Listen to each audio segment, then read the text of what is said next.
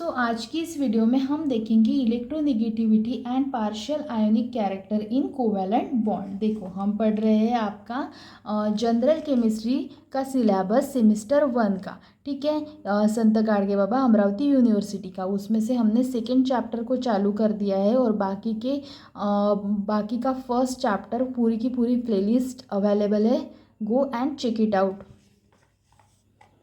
आज का हमारा पॉइंट है electronegativity and partial ionic character in covalent bond. देखो यहाँ पे सबसे पहले तो इस सेंटेंस का मतलब समझना है हमें, ठीक है। तो यहाँ पे क्या बोल रहे हैं, ionic character in covalent bond. तो यहाँ पे सबसे पहले कोवैलेंट बॉन्ड है, जैसे कि एक एटम है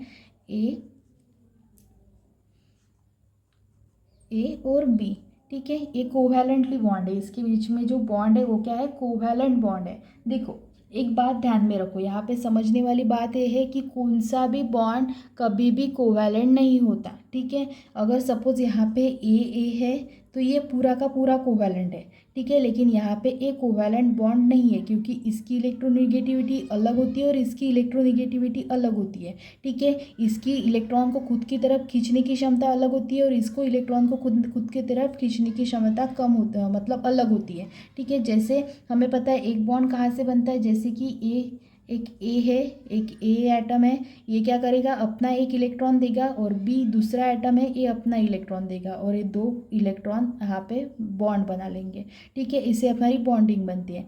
तो हमें क्या देखना है, यहाँ पे इन दोनों की क्या है, इलेक्ट्रोनेगेटिविटी अलग है। तो यहाँ पे क्या होता है, कौन सा भी बॉन्ड यहाँ पे कोवैलेंट बॉन्ड नहीं होता प्योरली, ठीक है। उसमें क्या होता है, कुछ ना कुछ पार्ट में आयोनिक कैरेक्टर रहता है, मतलब पार्शियल आयोनिक कैरेक्टर रहता है कौन से भी कोवैलेंट बॉन्ड में। जब मतलब जैसे सपोज सेम एटम के बीच में है तो वहाँ पे उसकी इलेक्ट्रोनेगेटिविटी अलग नहीं, इसकी भी सेम होगी, इसकी भी सेम होगी, बिकॉज ये सेम ही है ना। लेकिन अलग अलग अगर एटम है तो उसकी इलेक्ट्रोनेगेटिविटी में डिफरेंस होगा। दैट्स वाई वहाँ पे आयोनिक कैरेक्टर कुछ ना कुछ फॉर्म में रहेगा, ठीक है। इन जनरल अब हम पॉइंट देखते हैं कि एक्चुअली है क्या। In general larger the electronegativity difference between the two atom A and B. जैसे मैंने अभी आपको बताया कि यहाँ पे क्या है, इलेक्ट्रोनेगेटिविटी डिफरेंस होता है दो एटम के बीच में, जैसे कि ए है और बी है, उसके बीच में क्या होता है, इलेक्ट्रोनेगेटिविटी का डिफरेंस होता है इन अ मॉलिक्यूल ए बी, ठीक है। More will be it's ionic nature. तो यहाँ पे क्या होता है, कुछ ना कुछ उसके फॉर्म में, मतलब आयोनिक नेचर होता है कुछ ना कुछ फॉर्म में, ठीक है। In other words greater the value of electronegativity A and electronegativity of B greater the percentage of ionic character। अगर आपकी इसकी इलेक्ट्रोनेगेटिविटी की वैल्यू ज़्यादा हुई, मतलब A minus B, A atom के इलेक्ट्रोनेगेटिविटी से माइनस करेंगे हम बी वाले इलेक्ट्रोनेगेटिविटी को, ठीक है। अगर इसकी वैल्यू ग्रेटर हुई, ग्रेटर हुई, तो परसेंटेज ऑफ आयोनिक कैरेक्टर क्या होगा, ज़्यादा होगा, क्योंकि यहाँ पे क्या हो रहा है कि ए मतलब ए से हम बी माइनस कर रहे हैं, ठीक है। सपोज यहाँ पे 5 है और यहाँ पे 2 है, तो यहाँ पे 3 आ जाएगा, ठीक है। सपोज 3 आया तो उसका आयोनिक कैरेक्टर क्या हुआ, percentage of ionic character in bond ज़्यादा हो जाएगा, ठीक है। This is the relation. This relation between percentage of ionic character and electronegativity difference can be shown as in the graph, ठीक है।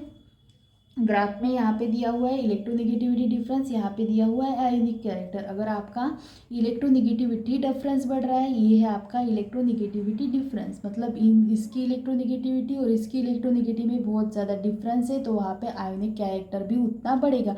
सिंपल आपको ये ध्यान में रखना है, ठीक है।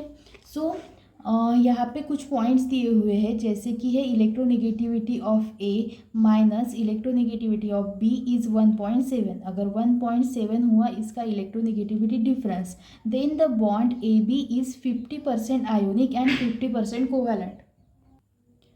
सो क्या हो जाएगा यहाँ पे, इसका इलेक्ट्रोनेगेटिविटी डिफरेंस अगर 1.7 है, देन द ये जो ए बी बॉन्ड है यहाँ पे वो क्या हो जाएगा, 50% उसमें आयोनिक कैरेक्टर होगा और 50% वहाँ पे कोवैलेंट कैरेक्टर होगा। 50-50% हो जाएगा वहाँ पे आयोनिक और कोवैलेंट बॉन्ड, अगर बॉन्ड में अगर 1.7 है उसका इलेक्ट्रोनेगेटिविटी डिफरेंस दोनों के बीच में, तो क्या हो जाएगा, 50% आयोनिक और 50% कोवैलेंट। नेक्स्ट पॉइंट है आपका, अगर आपका इलेक्ट्रोनेगेटिविटी डिफरेंस दोनों एटम के बीच का ग्रेटर दैन 1.7 है, तो आपका ए बी बॉन्ड क्या हो जाएगा, 50% आयोनिक हो जाएगा। Such a compound are consider to be ionic, ठीक है। 50% वहाँ पे आयोनिक रहेगा और वो कंपाउंड को हम क्या बोलेंगे, आयोनिक कंपाउंड बोलेंगे, ठीक है। फिर वो क्या हो जाएगा, आयोनिक कंपाउंड, अगर इसके बीच का डिफरेंस ग्रेटर देन 1.7 है। तो यहाँ पे अगर लेस देन 1.7 है then it will be more than 50% covalent and less than 50% ionic, ठीक है। यहाँ पे हो जाएगा ये मोर देन आयोनिक बोल सकते हैं हम इसको बोलेंगे आयोनिक हो सकता है, और इसको बोलेंगे हम कि यहाँ पे 50% more than 50% covalent and less than 50% ionic.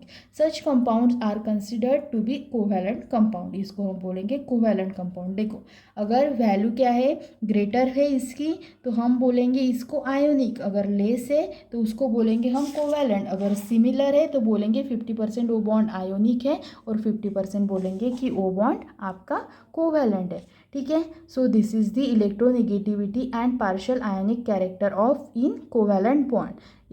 एक बात ध्यान में रखनी है कि आपका कौन सा भी बॉन्ड यहाँ पे प्योरली कोवैलेंट नहीं है और प्योरली आयोनिक नहीं है, ठीक है। और इस वजह से इस ऊपर से आप ये पूरा लिख सकते हैं, ठीक है। सो यहाँ पे आपका यूनिट 2 हो गया कंप्लीट। ये यहाँ पे आपको एक्सरसाइज दी हुई है, ये आप सॉल्व करके देख सकते हैं, ठीक है। और यहाँ पे पूरा हमारा यूनिट 2 हमने देखा हुआ है, पूरी की पूरी प्लेलिस्ट अवेलेबल है। आप जाके सिर्फ एक बार देख लो अच्छे से और आप पेपर देने के लिए रेडी हो जाओगे, ठीक है। कल से हम स्टार्ट कर रहे हैं हमारा यूनिट 3।